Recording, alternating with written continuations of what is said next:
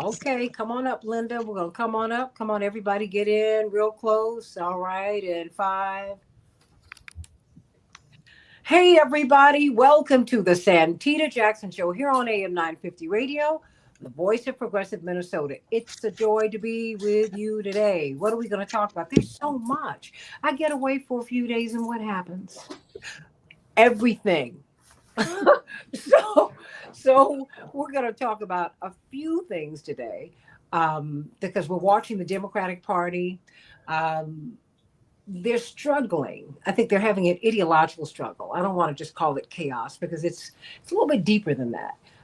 You've got the young and the elders. You've got the progressives and the establishment. You've got a lot of things going on, and you also have a tectonic shift called time. Things change, and they often change without our having known it. So you see David Hogg and Malcolm Kenyatta, who are not ideologically aligned. They could be removed from their vice chair positions because of some voting error. But the fact is, really, a lot of people believe it's because David Hogg has gone after the Democratic Party establishment and they were looking for a way to get him out. Is that wise? I don't know. I don't think so because I don't think the Democrats really understand something that Republicans understand. The Republicans have been pulling their young people in. Certainly, the White House press secretary is not even 30 years of age. Our vice president, is he 40 yet? I mean, just look at all of the young people that Trump has brought in. Look at it. Look at all of the young people the Democrats are leaving behind, Terry O'Neill. Think about that. Who they're locking out. This is not what you want to do. I don't think that's real smart. But we're also talking about President Biden. This book, Original Sin, is already a bestseller. It is going to drop. By the time we air this, it will be dropping on Tuesday, May 20th. What does it detail? It details what people have, what the establishment and the Democratic Party clearly concealed for several years, the cognitive decline of then President Biden. Everybody knew it. Everybody knew it. Everybody saw it. And to me, there is nothing wrong with struggling with illness. You don't throw the baby out with the bathwater. I think that, I think what you do is you disclose your challenges to the American public or to the public. And then you know what you do as you disclose your issues to people, then that also gives them a chance to, they can empathize and sympathize with you because everybody's struggling with something. Everybody. You got a loved one, you might be struggling, whatever, whatever. But it's very clear that a lot of people knew just what was going on. They knew just what was going on, but they didn't say anything. If you remember, the Democratic primary season was suspended. It was ended. Every time Jake Tapper had a guest on his show who questioned the cognitive health of the president, he was the attack dog. And yet now he's writing a bestseller that's being written, that has been published not even a year after Biden has left office, saying that, oh my goodness, what we didn't know. No, you did know. He did know. Because you don't write these books overnight. He'd been researching it for a long time while he was bullying people who were raising the questions.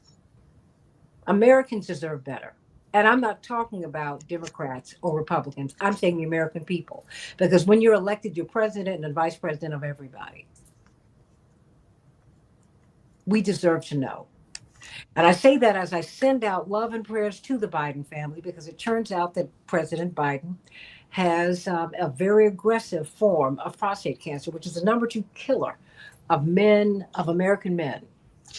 And he has a very aggressive form. There's something called the Gleason scale. They measure from 6 to 9. The aggressiveness, he's 9, and it has already spread to his bones. And so we pray for him because he, of course, his son, Bo, died of cancer. And he has had lots of health issues down through the years. And this cannot be easy for him, for his wife, children, grandchildren, in-laws, all of that, siblings.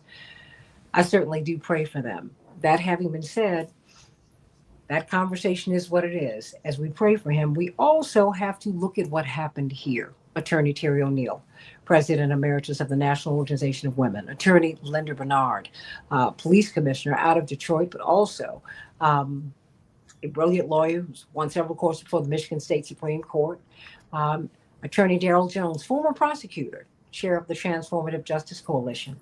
Let's talk about this. I want you to meet me on Blue Sky, santitajackson.bsky.social. Meet me and Matt Sowell there. I love you, Matt. He's always reaching out to me. Just found a button, a Jesse Jackson for President button from Minnesota. Whoa, it must have been from 1984. I love it. I love it. I love it. And of course, their senator made his trip. Well, he was killed in a plane crash, as you recall. Terry O'Neill and Attorney Linda Bernard, Paul Wellstone. He was the manager of our '88 campaign up there. So we have a lot of deep ties in Minnesota. Sending you so much love. And I'm on Facebook at the Santita Jackson and Friends page. Please go there, everybody. It's the only place where I can get friends. Please go there. At Santita J on X and the Santita Jackson Show YouTube channel, everybody. Like and share, like and share, like and share, like and share. So let's start off with a story that many people are talking about. They're talking about President Biden, Attorney Terry O'Neill. And the story, it can is turned like overnight. Literally, you find out that President Biden is now has a life and death struggle. That having been said, I maintain that while we pray for him, that should not derail the discussion that we've been having over the past few days about what happened with democracy. When you talk about, these people had the sheer unmitigated goal to run on saving democracy as they were upending it. They threw out the primary season for the Democrats. Any Democrat who tried to run was vilified. When Roots Action, Jeff Cohen and Norman Solomon said, "Hey, don't run, Joe. Please don't run. You said you'd be a transitional figure, so just be the transitional figure." And in November 20 of 22, they said, "Please just announce that you're not going to run, so it will give people the space to get in the race, raise money, and we can have a rigorous debate and get a strong candidate, because it looks like Trump is still strong and he's going to be formidable." And Attorney Terry O'Neill, wow. So let's start there on that discussion, okay? But of course, I know you have known President Biden for many, many years, and of course, we certainly want him to be comfortable. We want him to be well. That having been said, it's like starting every conversation with, "Well, I love President Obama, but no, of course we do. Proud of him, get all of that. But my policy disagreements with you are what they are." And Terry O'Neill, come on. This has been a smash up. And now you have all the Democrats, the same Democrats who would say nothing or who vilified those who said, "Hey, what's going on here?" Now they're saying it was a mistake, as if they're being brave. No, I think they're hypocrites. And that's a problem. That's a problem. Before we even veer into what's happening with David Hogg and Malcolm Kenyatta, who are the future, air quotes. So what do you make of, how do you handle this at this time? What do you make of Original Sin in the first place? Jake Tapper and Alex Thompson of Axios, of course, have this book full of bombshells, and everybody says, "Oh, we didn't know." They did know. They did. Sorry. No, I'm not sorry. They did. I'm sorry, Terry. I just have. I can't. Please don't tell me that. Don't act like I am. I'm non-compos mentis. I'm of sound mind. I can figure that out. What? So before I talk about Jake Tapper, I just want to say I really think David Hogg is right. I don't agree with him on a lot of things on policy issues. I'm not impressed by him on policy issues. I think he's basically a centrist corporate Democrat, which is not where I am. Those are fighting words for you, Terry O'Neill. Oh my God. But I think he's absolutely right about the importance of Democratic incumbents facing primary challenges. We haven't seen that happen in the 20th century, or even at the end of the night of the. We haven't seen it happen in the 21st century, or even at the end of the 20th century. Just think about it. Jimmy Carter was primaried by Ted Kennedy, Yeah. right back in 1980. So he was an incumbent president facing a serious challenge by a serious politician, a guy who had um, um, real policy differences with Carter, and also he was concerned that Carter couldn't win. He had those kinds of concerns. And Okay, and if I could say this, I think the only issue that I had with Kennedy was how he handled it at the end. He didn't do what Reverend did. He didn't bow out gracefully, and he didn't bring right, the party together. Remember, he wouldn't shake his hand on stage. He wouldn't embrace. We exactly. did Yeah, that, even though the campaigns in '84 and '88 had been, they It's- had been hard fought, and we were not happy. yeah, But yeah, yeah. Reverend wanted to He win. did. The Reverend did the right thing, exactly. But here's what happens after Kennedy challenges Carter in 1980. Then fast forward to Bill Clinton's presidency, he faced no primary at all. Then fast forward again to Barack Obama's presidency. Barack Obama faced no primary challenge at all. Although there were a number of people who were grumbling in both presidencies, very unhappy with the two centrist, two corporatist policies that both Clinton and Obama had followed. So I think, and then fast forward from that to Joe Biden's incumbency, and he does not get again. Now the Democrats are acting like, well, it's just unheard of. You just can't have a primary challenge against a sitting president. I think that's a bad thing. I think David Hogg is exactly right. Incumbents should be prepared for primary challenges and as well as the election. And frankly, I think Democrats do so much better if they are tested during the primary season, Why? because you engage on all these different levels of political conversation, and whoever emerges victorious out of the primary process are if there has been a real fight, if there has been a real engagement of disagreement and people trying to figure out what they like better, then the person who comes out ahead is much better prepared to win in the general. If you have skated through the primary season and you've allowed all your muscles to atrophy and you're soft and flabby and you're not prepared for a fight, you're just not going to be as ready to win in the general as if you had a big fight in the primary season. So, okay. So you're saying that, do you think it's, so what do you, okay, they found a procedural error, although I have to tell you, and I've shared this with you, Terry O'Neill, you, Attorney Jones, and you, Attorney Bernard, all these attorneys around me, that I was at that meeting when they were elected, and the whole voting process to me was just really messy, right? I mean, they were changing the rules in the middle of the votes. Wow. And all that. I mean, it was like really crazy. And a lot of people walked away, as you do from contests, upset, but people really felt shortchanged. And that to me is a problem. When people walk away aggrieved and no one's reaching out to talk to them. And, when I got to the DNC, I saw, even though you have black faces in high places, it's still a very white space. Not only that, it is the people are there, and all of us do it. When we get into power, we just hold on to power, and we behave like the people we fought before we got there, Terry. And honestly, that's what I felt. It was like, you know what I'm saying? I didn't walk away feeling hopeful. I said, I'm from Chicago. Now I am in and out of New York. I'm in and out of Washington. But I said, you all have not heard. You're not listening. In Chicago, this is a red city this is a blue city that's about to turn red over immigration. Well, it's partly over. The reason it's over immigration is because people who have steadily lost ground over the past 50 years, thanks to extractive, exploitive, white patriarchal capitalist policies that are squeezing us harder and harder and harder every year. Absolutely.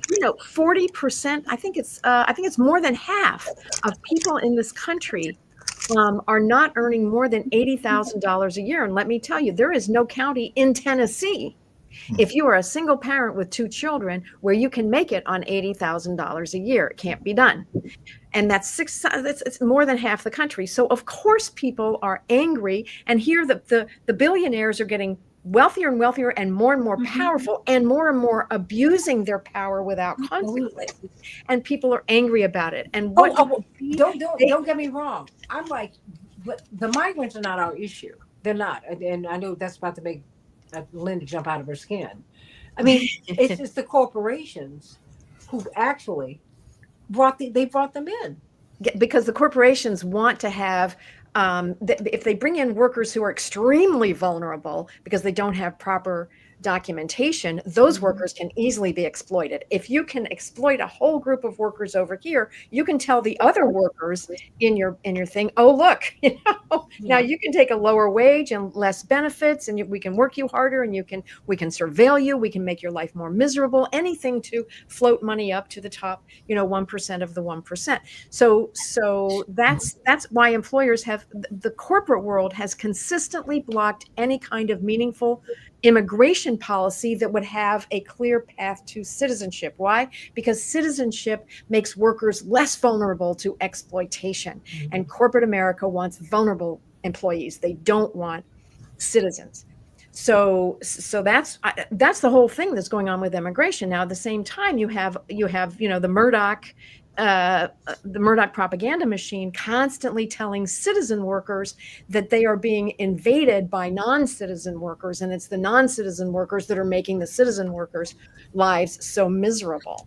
And that's been very effective. Why? Because we're kind of a racist society. In fact, I wouldn't say kind of. We're pretty much a racist society, and it's very easy for us to see Black and brown people as the enemy. And in this case, it's really brown people. It's workers coming into this country from South and Central America, and the corporations have been very clever, just like the planters were in the 1700s and the 1800s, at splitting the Irish apart from the enslaved workers from Africa. Right? This is an old script that corporate America has used forever to split workers apart from each other and have us fighting against each other. So while the 1% of the 1% just keeps getting richer and richer.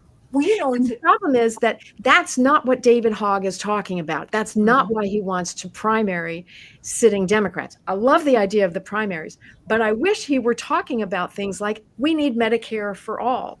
We need a path to citizenship for workers who come into this country. We need to have somebody go to the mat for actual voting rights, which the Democrats have failed to do over the past 10 years, more than 10 years now, since the Supreme Court destroyed the Voting Rights Act.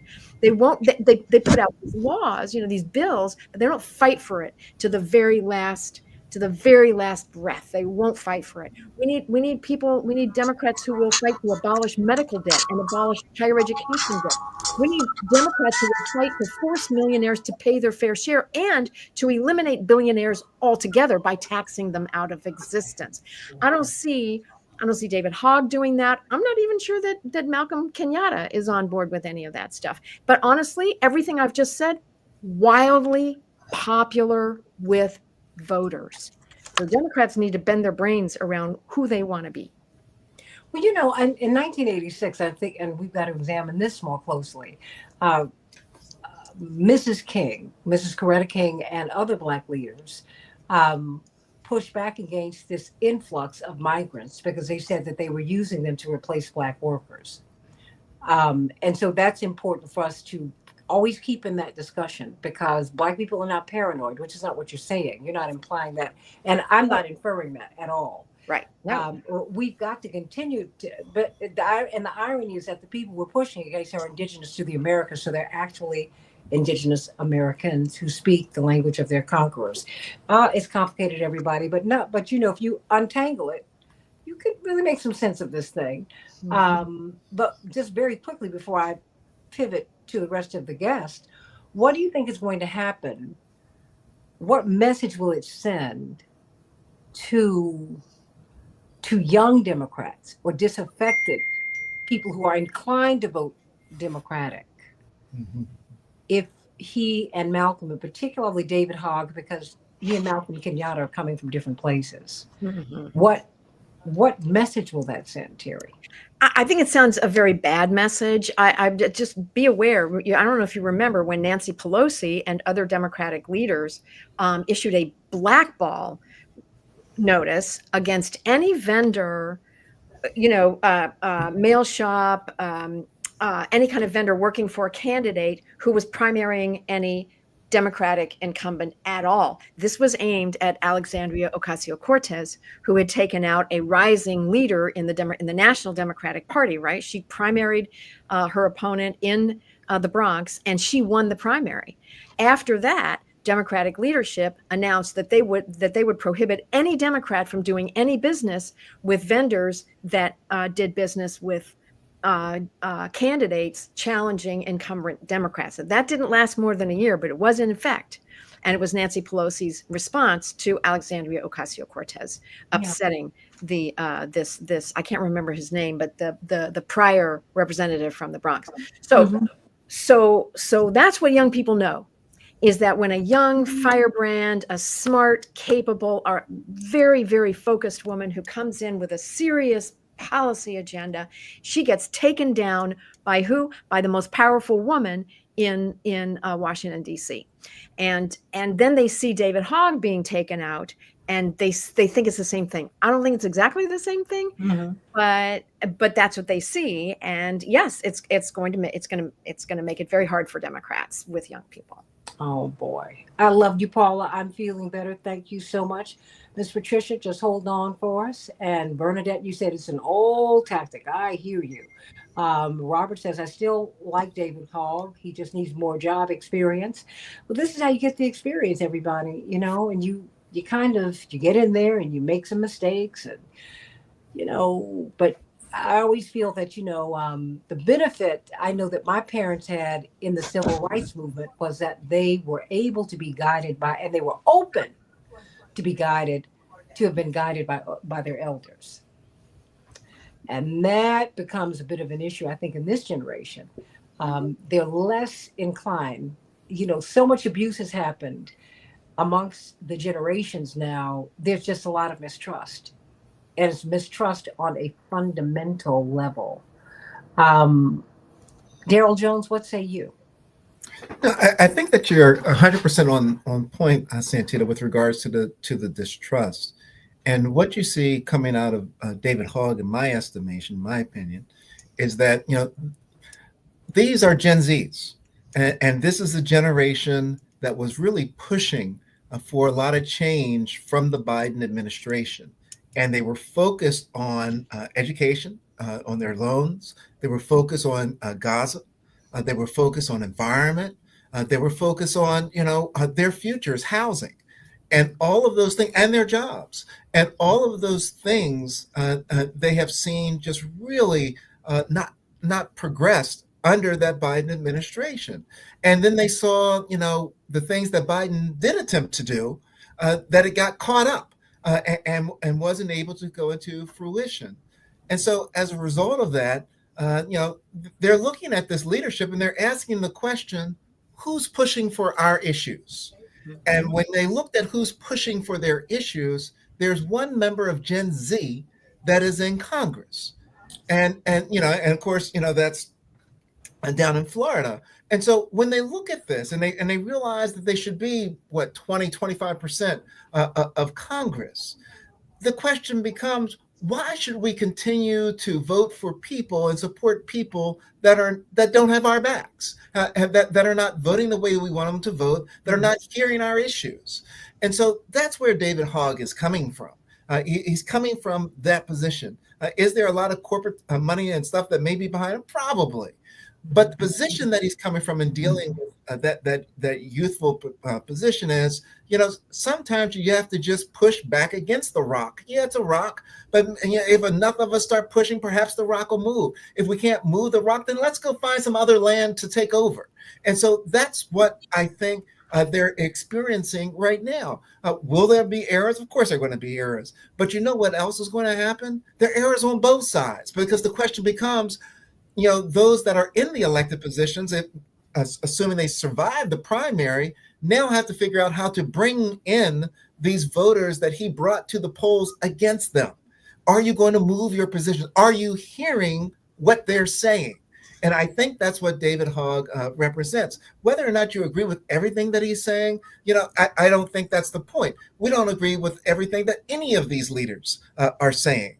But the question is, how do you get your item on the menu of consideration? And I think that's what David Hogg is pushing forward on, Santita. Do you think what signal will be sent? If they have to, they said there was a procedural error, right? And I have to tell you, I said I was there. It was a hot mess. The vote, everybody was shocked. People, the vote, because I had just spoken, so I had a pass to sit on the floor where they were doing the vote. Right. And nobody could figure out what was going on. It was utter confusion. They were changing everything in the middle of a vote. So then people were saying, wait a minute, what are we voting on now? What is this? Right. I'm like, okay, yeah, you darn tootin'. This was confusing. And I couldn't believe that it was that chaotic and without purpose, Daryl. Yeah. Well, let me say this about the errors that were procedural errors that were made, right? And everything that I've read certainly indicates that there are procedural errors that were made in how the election went down and how the vote went on for each of the vice presidents. That doesn't look well for the Democratic Party. Okay. Right, to say that you don't know how to conduct your election, right? Your election. What does that say about Jamie Harrison and the administration that was there that was conducting the election? That's problematic. Now correcting it, the question is, what will be the outcome of the correction? Will the outcome of the correction be that David Hogg is removed and that Malcolm Kenyatta are removed? Will that be the result of the correction? If that's the result of the correction, you have now compounded the problem that David Hogg was lifting up. And the question becomes, if David Hogg is not the candidate, is it another Gen Z? Give them a reason. Give Gen Z a reason to want to be in your party. Another Gen Z, but see, the thing is, it's the person I sent, and I wasn't so sure if I'm just trying to figure out who's who, because none of these people, to me, were folks who could connect. And we talked about this when I came back. People who connect to the grassroots. That's not who I saw there. Right. Yeah. And that to me is, I'm like, what are you doing? These are not people. What Reverend did, and I keep going back to his campaign because it was singular, and it was unique because people who had been locked out of the process were brought in, and that changed the party. Right. That's not what you have now. Mm-hmm. You now have crony politics. It's the same thing. The same people who were locked out, who are in now, have now become cronyistic in their politics, if I may come up with such a term. Yeah. Yeah, and you're absolutely right. And it has become cronyistic. And if you're a party, the Democratic Party, right, which has 28, 30% approval rating? No, that's too high, honey. Come down.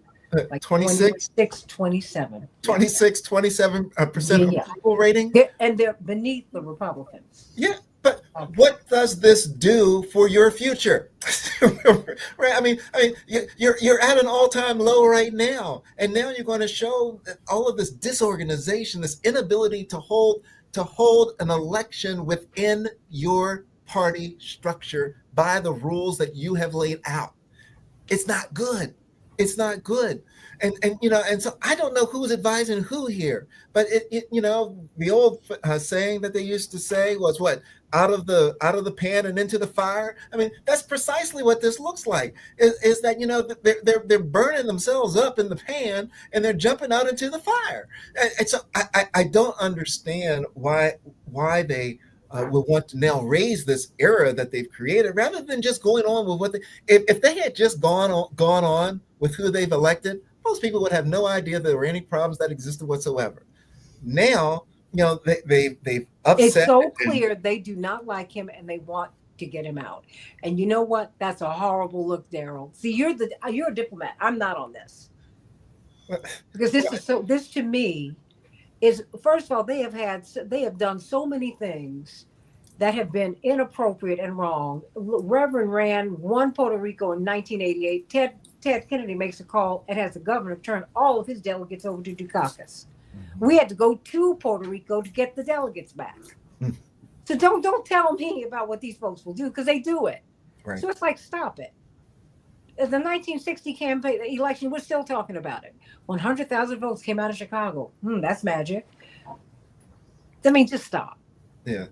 If you want him out, formally ask him to resign, make it public. Don't do it like this. Right. Okay? Because the thing is, what people have to understand, Daryl, is that everybody who comes in, at some point, people are identifying with somebody. Mm-hmm. And the people who are identifying, not with him necessarily, but with grievance, will feel locked out. Well, and I would add to that. Santita, that, you know, we're not just talking about Democrats here, right? I mean, we're talking about Democrats to the point that you're dealing with the party and the party structure and who gets in.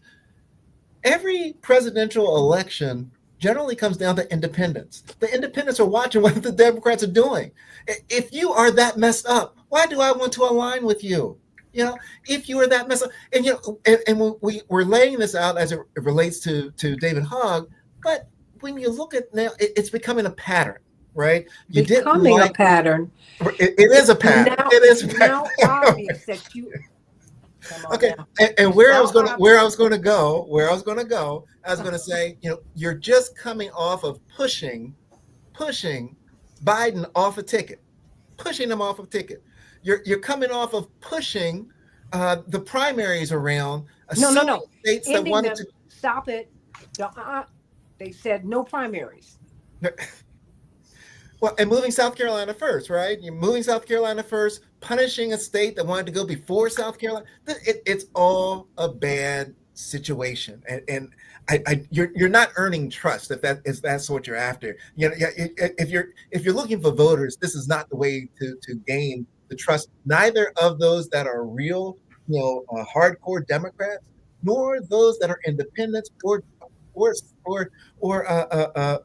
you know, fans of democracy, right? You're not winning that way. You're not winning folks that way, and it's a horrible situation. No, they've lost me. But see, I'm not a hardcore partisan. I'm a registered Democrat, so I can vote for my brother. That's it. That's what's up, and a few other people. That's it. See, because in Chicago, I can't vote as an independent if an independent is not on the ticket. And then when you get a ballot, I only get a ballot of Democrats, of Democratic candidates. Quite frankly, there's some Republicans who I've liked, who have really tried to work with us. So I mean, what is this? I mean, the whole system is foul. My opinion. I thought. I'll add more to it before I take anything away. Attorney Linda Bernard, get up from under your cap. You're going to say something that's going to blow our hair back, I know. Very funny, very funny.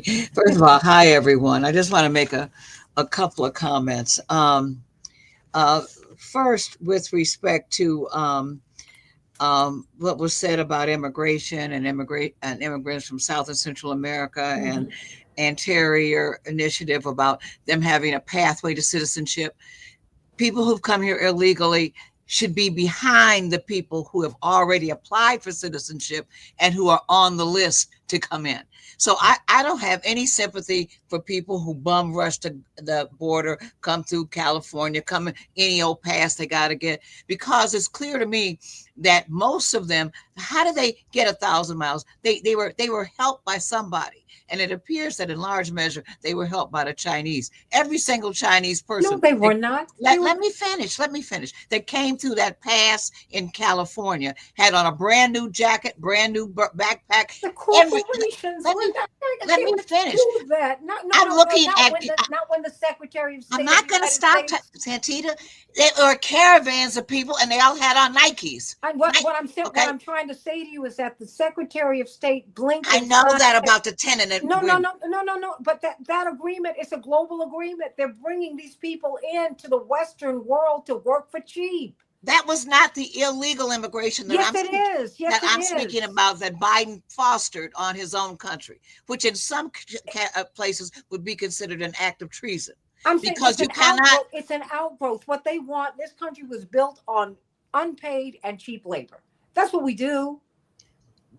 Listen, Santita, I'm not suggesting that some of us don't do that, but the scale of this was far beyond any just corporate agenda at 14 million people. And I don't agree that there should be this quote, whatever you want, a yellow brick road, the pathway to citizenship for anybody that came in this country illegally, because they are in the commission of a crime, and we're not doing. Let me finish. No. You've made that point.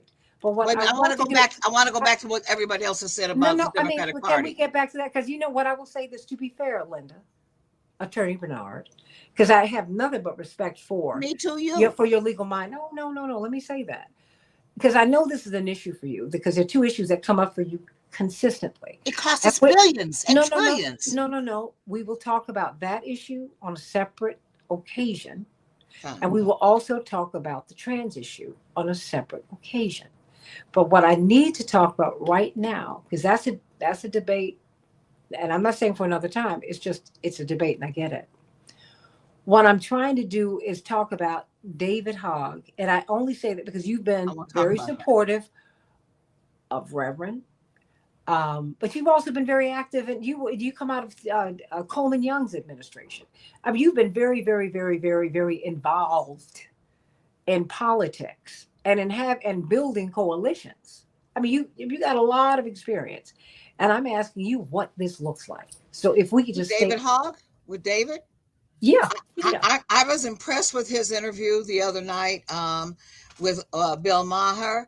He's a bright young man, and I agreed with part of what he said. He said that you need new leadership in the Democratic Party. I don't necessarily agree that should all be Generation Z, not by any stretch of the imagination. When I go to a doctor, I don't say, I need a Generation Z?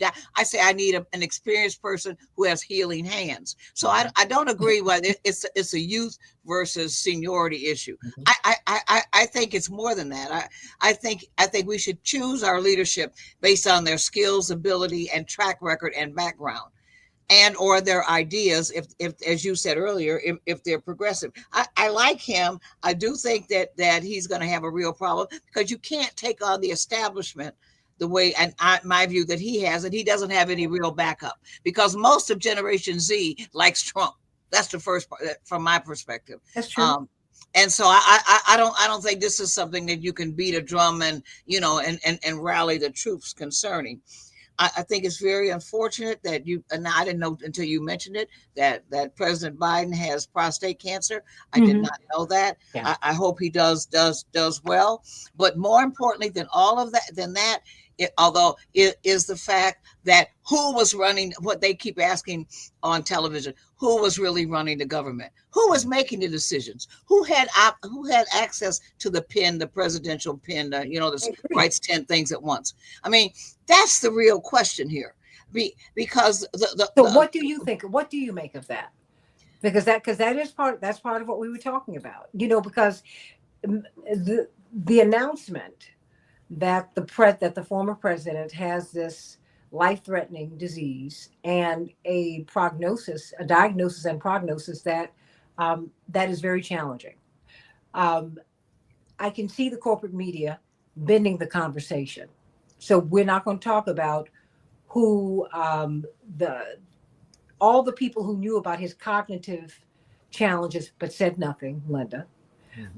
That's the Democratic establishment. That's the Democratic Party. That's people who are on the inside in Washington, D.C. That's the people who wrote the book. Right. I mean, the lead author who wrote the book, they've been reporting this on CNN as if, oh, we're basically performing a public service and you've never seen this before. I'm like, wait a minute, stop. First of all, the lead bulldog, anyone who questioned the cognitive health of the president, Jake Tapper was the lead guy who went after you. And they did it on MSNBC. They did it everywhere. He is in It was so irresponsible and it was dishonest because everybody knew. He is, in your father's words, a 24-karat fake who now is just what we would say in Detroit is pimping the situation. That's all it is. He's trying to make money off of a situation that he was part of and was the major protagonist in. I have no respect for him, and anyone who buys that book is loony. That's all I can say. I don't understand how they could possibly do it. But back to the point about the party. The party is in deep trouble. Even in Michigan, they had the convention here in Detroit about 3 weeks ago, and like almost nobody showed up. I mean, people are we're tired of same song, same leadership, same no vision, same no progressive anything. And I mean, it's like no mas. You might as well walk into the ring and say no mas because you can't possibly win. And that's very troubling. I do like David Haas. I like him. I think he has a position that he should be free to articulate. And I think it was a good idea to elect him, quite frankly, because he does think differently. And new ideas, fresh ideas are what the party needs. But it's not going to go anywhere because Hakeem Jeffries and the rest of them are like sitting on the steps of Congress, acting like nincompoops. I mean, who does this stuff that Democrats are doing? I mean, I've never seen. I mean, this is leadership. You know, they have no agenda, no insight into people, no charisma at all. It's unbelievable to me. It's just not going anywhere. I mean, and what do? They get on national TV and use the F word constantly and act ignorant and dance down the halls of Congress to what's his name, the guy that won the now Kendrick Lamar. Trump's got a dirty little mouth too. The whole debate has been degraded. Our national discussion has been degraded. Period. It has never been vulgar before like this. And the Democrats brought all of that vulgarity to the front table. President Trump, S-hole nations. Come on, girl, because that's been his stock in trade. And the thing is, I'm not choosing one or the other. I think, first of all, somebody's got to stop this. A friend of mine called me and said, wanted to know, how's your father doing? I said, he's hanging in there. He said, no, really. We need him to be well. He said, Santita, we need a grown person in the room. It's like the wheels have come off of the wagon. And so I'm looking, Linda and Daryl and Terry. The Republicans have brought in their new generation. They brought them in. The Democrats, I mean, and I think, quite frankly, you need a third and a fourth and a fifth party, quite frankly. I think you need some options. No. Because, quite frankly, I'm tired of this. And if the Democratic Party, I mean, you've got James Carville who said, go make your own party. I'm like, James, don't be careful because that will happen. And then how are the Democrats going to do? Oh, no. But I do disagree that the president should be part of a primary, Terry. When you are the president of you are busy. You don't have time for the shenanigans of 13 people on stage with you vying to take your job. I wouldn't do it if I was president. I would not participate in the primary. Now, if they want to get another candidate, that's fine. I will participate in the debate once you've gone through the 13 and you've decided who your other candidate is going to be. But the president can't stand there with 13 people. I think the president should, because the president's vote has one vote just like I do. And I think that if the president wants a seat, you know, you don't just get the seat and just sit on it. You gotta fight to keep it. But I Yeah. agree. I agree when it's time for the more formal debate, but to stand there with their, it would be an Mm-mm. embarrassment. No leader in the world would do that. No, Santita. that's okay. Defend yourself, because you know what? Santita, I defend myself every day when I'm doing my job. I'm I issuing know. the And I proclamations every respect that. day. And you I'm know what? issuing I've legislation seen every day. I'm defending myself. I've seen people get into the arena with their lessers, with people who were not nearly. I've seen Reverend do it all the time with people who didn't have the experience, who didn't have the know-how, who didn't have the courage, but he took them on, and all it did was make him stronger, so he could debate you in his sleep It because he makes saw you them coming. stronger. It makes them stronger. I wouldn't do that. I'm just saying, not me. I hear you. I think that is. Why should I give them television time? They I better think get it's their own television time. no. The thing is, you know what? I see. The only reason I disagree with that is because I think that, you know what, the champion, when when the champion wins, say in boxing, they can't just sit there and say, I'm the champion until I retire. No, you have to continue to fight, I and agree with that. you have to defend that But you have belt. to be at my level. There's only one person I got to fight. I got to No, let not the everybody. nominee. I think no, they have to fight the people coming up in the rankings. You gotta fight them. Only the top people, Santita. They No, don't. but They don't. The but top 20 are not who they fight. no, yeah, but everybody can't run. You know, you can't run without popularity and or money. Correct. So, you know, I say bring it on. Okay. Well, I don't think as a president you have that time or interest, and I don't think your advisors would have you do it either. But you know, Mike agrees with you. He says you're right. The president should not be part of a primary. I disagree with that. I think that moves us to an imperial presidency, which is where we are. Not an imperial presidency. Just good sense and common business sense. That you just can't do it. I Well, you can't know do what? my job and do that. I can do it when it's time for me to do it. Let When me it's bring time Terry for an back election. in, because you posed this to Terry and I jumped all in it. Sorry, Terry. I only have like 5 minutes left, but you guys, every time we bring this particular group, you all are so interesting, and I just love you. And Daryl tries to be quiet, but that's all right. We know what it is. It's okay. It's okay. But Terry, what do you think? I just love all of your points, Attorney Linda Bernard. I really do. I think You too. You with the yeah, National Organization of Women. right. I Former was on president. their board for a while. Is that right? Yeah, that's a Oh my fact. goodness. Thank you. Thank you so much. You know, but okay, so I have to disagree with you. I get what you're saying about the time crunch and so forth, and I think that needs to be handled some kind of way. But I do think even a sitting president is made sharper and better by having a real contest. Now, the contest can't be just free for all and just totally distracting. You have to have, rules and so forth to try to do that, to try to manage it somehow. But I really do think that the contest makes it it's important for a president to know that he's got 4 years to accomplish certain things that he said he would do and to be held accountable by the very people who voted for him. That's Congress's job to hold them accountable. Well, yeah, maybe.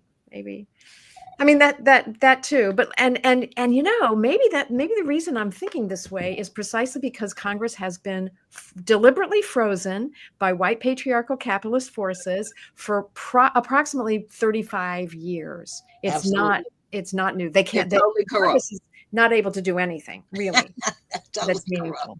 Except grant huge tax breaks to billionaires on the backs of middle income and lower income. It isn't just that. They've made poor choices in general, not just the tax breaks. I mean, on a number of issues. For us to shut down that Keystone pipeline was ridiculous. We had spent billions on it. It was already for Biden to give away our base in China, right there on the tip of Russia, 100 miles from where they make their nuclear bombs. Incredible. We spent $2 billion on that base. They constantly make dumb decisions and do not hold, as you said earlier, the president accountable. Well, Yeah. I don't think, and I hear what you're saying about Congress holding the president accountable. I think that's one level of accountability that exists within our system. The other level of accountability comes every 4 years when the people get the chance to make that decision. I agree. And I don't know that that the people should be removed from the process by not having people challenging within the party the particular presidency. I think that that's the other level that's got to be there. So the opportunity to have other candidates run against the president, let him get in and prove himself. If he's doing the job that's acceptable to the people are going to vote for him. If he's not, then they're not going to vote for him. But don't take it out of their hands. I don't think you take it out of the voters' hands. I think it stays in the hands of the voters because, as we're seeing with this Congress, in my opinion, you can't rely on them. Well, first of all, look, no one's talking about the fact that they've got Proud Boys and Oath Keepers roaming the halls and standing in the gallery. They're roaming the halls and they're standing in the gallery. These people feel physically intimidated. But beyond but this is not just Trumpism. The fact that they're roaming, they're literally roaming the halls. Who is Congress? Proud Boys and Oath Keepers. Yeah. Okay. These far right wing militias. And they are, and so a lot of these congresspersons feel physically intimidated. Mm-hmm. That having been said, we're also, but that's in Congress. In America, it's like we're already in the midst of a civil war. Mm-hmm. Remember, I think we're so ahistorical. We miss so much. If we really understood what happened during the Great Depression, not just people jumping out of windows, mm-hmm. there was a real social revolution in this country. So you had to have a Brahmin come in and institute policies that were essentially socialist. Yeah, because Americans were done. You had a thriving communist party, you had a thriving socialist party in the United States, all of that stuff. And see, we erase that from history because we don't want that. That's inconvenient. But that is truly the way it was. And we're moving back in that direction. Our young people don't mind being called socialist. They're like, I don't care about that. What I know is that I cannot afford college. Mm-hmm. I cannot afford a house. I cannot afford to rent. I don't have health insurance. And even if I have it, I'm going broke. Mm-hmm. And we just keep on going with this thing. And I got the Democrats who are supposed to be fighting for me. Wink, wink, nod, nod. And they threw out the primary system. And when I asked them about the health of the president, the whole corporate establishment, the Democrats and the Republicans, all these people interacted with him, Terry and Linda and Daryl. I said it 4 years ago. I've been calling them mumbles forever. And her giggles. I didn't call him mumbles because I call her giggles and him mumbles. Well, I'm not going to do that. I'm not going to do that because I'm not going to make fun of someone who is struggling with speech. It's the truth. Well, I got you. I know, but the person you love so much, my father's struggling with his speech. You see, he's hard to understand now, and I just don't want to play with him. What I don't like is that we were played with, and I feel like we were played. But your father says is that we have one party with two names. Yeah, we do. Both controlled by the same folks for the most part. White That's what he said. Capitalists. Yeah. There's really no difference. There's no question. One is, the oligarchy. The other one's the corporatocracy, the rich folks or the corporations. Either way, Americans are not getting what we deserve and what we need. And so, Democrats, we'll see what you do. It looks like you all going to get rid of or throw out Malcolm Kenyatta and David Hogg. Malcolm Kenyatta, I'm looking to get him on the show, and I want to get David Hogg on also to hear what they have to say. Malcolm Kenyatta is not in alignment with David Hogg, so it looks like he might, through his own resourcefulness, be able to win that seat back. David Hogg, these folks want him out. Now, I don't think that's a good idea, everybody. I think you ought to be trying to bring people in. I don't think you need to put them out. I mean, that you win by addition, not by subtraction. Everybody agrees on this broadcast that he should stay. And I love everybody, but in the next hour, boy, I've done hardship today. We're going to talk about Governor Westmore down there with you, or should I say over there with you, Attorney Darrell Jones, the only sitting Black governor in the United States right now, really, and he's being touted as a presidential aspirant. Well, he vetoed reparations. He said, no, the study for it, we don't want that. Let's move towards some solutions. And the Black Caucus in the House of Delegates, they're very upset. A lot of people are. So I want to know what your thoughts are. We're going to hop over to that. But first, we're going to talk about what's happening with the air traffic controllers and what's happening. I mean, I read a really compelling piece in the New York Post, yes, written by an air traffic controller who said it's too unsafe to fly right now. He said, I would not fly to Newark under any circumstances. I said, oh, wow. What is that? And I think and LAX is having a problem too. Let us always remember, we lost a lot of people, air traffic controllers, because of the vaccine mandates. A lot of people left.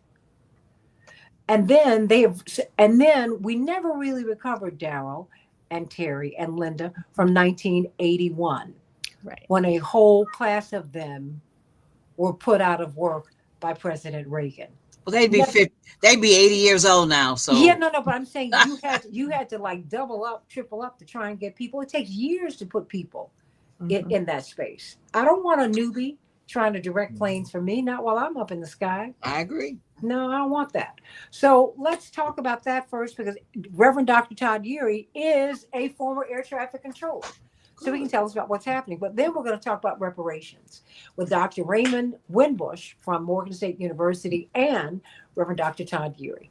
And Attorney Terry O'Neill, President Emeritus of the National Organization of Women, Attorney Linda Bernard, Police Commissioner out of Detroit, Michigan, and Transformative Justice Coalition Chair, Attorney Darrell Jones. Of course, check him out today at 12 noon Eastern Standard Time on WOL in DC. That's right. He and Robert Armwine have one of the best radio shows going. 12 noon WOL DC. I love you, everybody. Hop on over to the next hour on the Santita Jackson Show here on AM 950 Radio, the voice of progressive Minnesota. thanks, y'all.